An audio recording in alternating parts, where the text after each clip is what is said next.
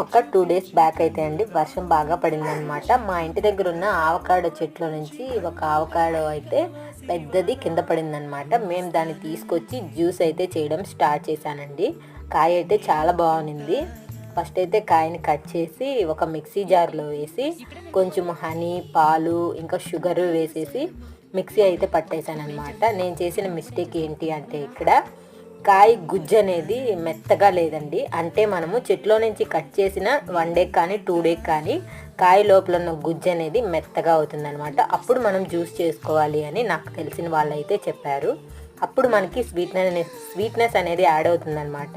పచ్చిదే మనం చేయడం వల్ల చేదుగా ఉంటుంది. చూడండి మా పిల్లోడి ఫేసు రకరకాలుగా వెళ్ళిపోయింది. వాడు తిప్పిన 36 తిప్పుళ్ళకి మా పాప అయితే డోర్ వరకు వెళ్ళిపోయిందండి. నాకొద్దు ఈ ఆవకాడో జ్యూస్ తల్లో అని ఇంకా కొంచెం ఎక్కువ షుగర్ యాడ్ చేసి ఇచ్చినా కూడా అది చేదుగా ఉన్నిందనమాట.